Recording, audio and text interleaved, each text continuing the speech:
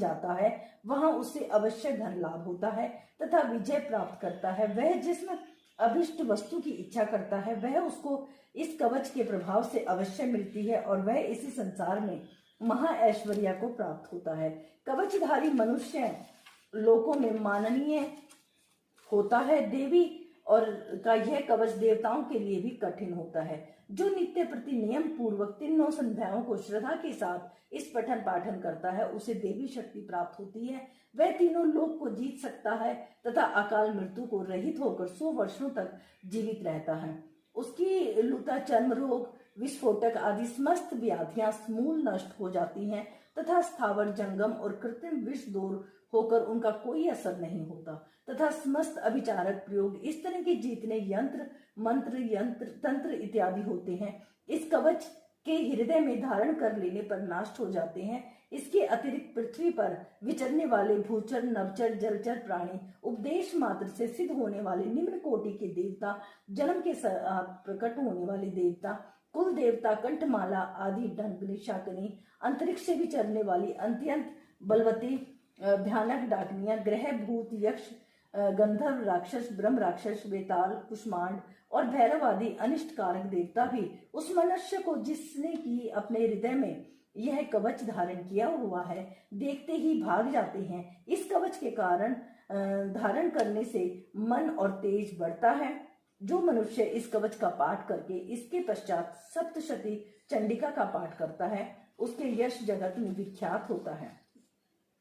और जब तक वन पर्वत काननादि इस भूमंडल पर स्थित है, जब तक यहाँ पुत्र पौत्र आदि संतान परंपरा बनी रहती है, फिर देहांत होने पर ऐसा मनुष्य परम पद को प्राप्त होता है जो देवताओं के लिए कठिन है। अंत में सुंदर रूप को धारण करके भगवान शंकर के साथ आनंद करता हुआ परम मोक्ष को प्राप्त करता है। अर्थ अगला स्तोत्र। मार्कंडे जी कहते हैं, जयंती, मंगला, काली, भद्रकाली, कपालिनी, दुर्गा, क्षमा, शिवा, धात्री, स्वाहा और स्वधा इन जापों से प्रसिद्ध देवी तुम्हें मैं नमस्कार करता हूँ। हे देवी तुम्हारी जय हो। प्राणियों के संपूर्ण दुख हरने वाली तथा सब में व्याप्त रहने वाली देवी तुम्हारी जय हो। काल रात्रि तुम्हें नमस्कार। मधु कैटभ दैत्य वध करने वाली, ब्रह्मा को वरदान देने वाली तुम्हें नमस्कार। तुम मुझ रूप दो, जय दो, यश दो और काम क्रोध आदि शत्रुओं का नाश करो। महिषासुर का नाश करने वाली तथा भक्तों को सुख देने वाली तुम्हें नमस्कार है। तुम मुझे सुंदर स्वरूप दो, विजय दो, मेरे शत्रुओं को नष्ट करो। रक्त बीज का वध करने वाली, हे चंडमुंड का नाश करने वाली तुम मुझे रूप दो, जय दो, यश दो, काम क्रोध आदि शत्रुओं का नाश करो। हे शुंभ निशुंभ धूम्राक्ष राक्षस को का मर्दन करने वाली मुझको स्वरूप दो, विजय दो, यश दो और मेरे शत्रुओं का नाश करो। हे पूजित युगल चरण वाली देवी, संपूर्ण सौभाग्य प्रदान करने वाली देवी, तुम मुझे रूप दो, जय दो, यश दो और काम क्रोध आदि शत्रुओं का नाश करो। हे देवी तुम्हारे रूप और चरित्र अमिट है, तुम सब शत्रुओं का नाश करने वाली हो। मुझे रूप, यश, जय दो और काम क्रोध आदि शत्रुओं का नाश करो। पापों को दूर करने वाली चंडिके, इस संसार में जो भक्ति से तुम्हारा पूजन करते हैं उनको तुम रूप, विजय और यश दो तथा उनके शत्रुओं का नाश करो। रोगों का नाश करने वाली चंडिके, जो भक्ति पूर्वक तुम्हारी पूजा करते हैं उन्हें रूप दो, जय दो, यश दो और उनके काम क्रोध और आदि शत्रुओं का नाश करो। हे चंडिके, इस संसार में जो भक्ति तुम्हारी पूजा करते हैं उनको तुम रूप, विजय और यश दो तथा उनके शत्रुओं का नाश करो। हे देवी मुझे सौभाग्य दो, आरोग्य दो, परम सुख दो, रूप दो, यश दो और मेरे काम क्रोध आदि शत्रुओं का नाश करती रहो। हे देवी जो मुझसे बैर रखते हैं उनका नाश करो। मुझे अधिक बल प्रदान कर रूप, यश, जय दो और मेरे शत्रुओं का संहार करो। हे देवी मेरा कल्याण करो, मुझे में उत्तम संपत्ति प्रदान करो, जय यश दो और काम क्रोध आदि शत्रुओं का नाश करो। हे देवता तथा राक्षसों के मुकुट रत्नों से स्पर्श किए हुए चरणों वाली देवी अंबिके, मुझे स्वरूप दो, विजय तथा यश दो और मेरे शत्रुओं का नाश करो। हे देवी अपने भक्तों को विद्वान, कीर्तिवान, लक्ष्मीवान बनाओ और उन्हें रूप दो, जय दो, यश दो और उनके शत्रुओं का नाश करो। प्रचंड दैत्यों के अभिमान का नाश करने वाली चंडिके, मुझे शरणागत को रूप दो, जय दो, यश दो और मेरे शत्रुओं का नाश करो। हे चार भुजाओं वाली, हे ब्रह्मा, द्वारा प्रशंसित परमेश्वरी मुझे रूप दो, जय दो, यश दो और मेरे क्रोध आदि को शत्रुओं को नष्ट करो। निरंतर भक्ति से भगवान विष्णु से सदा स्तुति की हुई अंबिके मुझे रूप दो, यश दो, जय दो, मेरे शत्रुओं का नष्ट करो।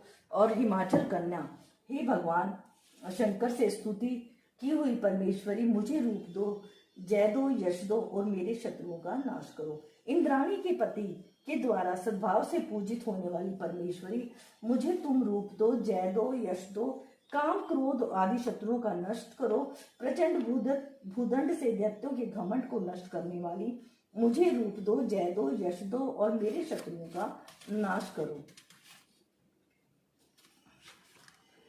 देवी तुम अपने भक्तों को सदा असीम आनंद देती हो, मुझे रूप, जय, यश दो, मेरे काम क्रोध आदि शत्रुओं को नष्ट करो। हे देवी मेरी इच्छा अनुसार चलने वाली सुंदर स्त्री मुझे प्रदान करो, जो कि संसार सागर से तारने वाली तथा उत्तम कुल से उत्पन्न हो। जो मनुष्य पहले इस स्त्रोत पाठ को करता है, फिर सप्तशती रूपी महास्त्रोत का पाठ करता है, वह सप्तशती संख्या के समान श्रेष्ठ फल को प्राप्त होता है। उसके साथ उसे प्रचुर धन भी प्राप्त होता है। जय माता दी। अथ कीलक स्तोत्रम।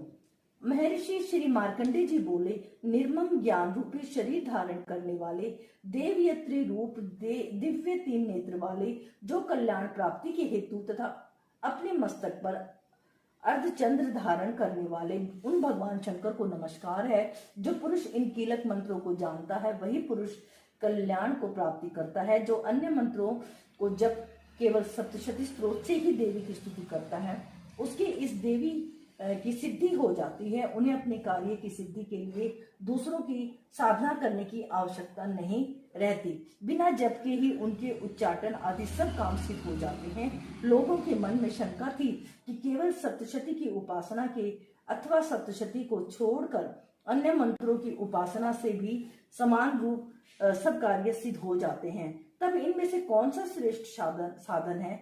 लोगों की इस शंका को ध्यान में रखकर भगवान शंकर ने अपने पास आए हुए जिज्ञासुओं को समझाया, यह सप्तशती नामक संपूर्ण स्त्रोत ही कल्याण को देने वाला है। इसके पश्चात भगवान शंकर ने चंडिका के सप्तशती नामक स्त्रोत को गुप्त कर दिया। अतः मनुष्य इसको बड़े पुण्य से प्राप्त करता है। जो मनुष्य कृष्ण पक्ष की 14 अथवा अष्टमी को एकाग्रचित्त होकर देवी को अपना सर्वस्व समर्पित कर देता है, फिर उसे प्रसाद के रूप में ग्रहण करता है, उस पर देवी दुर्गा प्रसन्न होती है, अन्यथा नहीं होती। इस प्रकार सिद्धि के प्रतिबंधक रूपक कीलक के द्वारा भगवान शंकर ने इस स्त्रोत की कीलित कर रखा है। और जो पुरुष इस सप्तशती को निष्कीलन करके नित्य पाठ करता है, वह सिद्ध हो जाता है, वही देवों का पार्षद होता है, वह गंधर्व होता है। सर्वत्र विचरने रहने पर भी उस मनुष्य को इस संसार में कहीं कोई डर नहीं होता।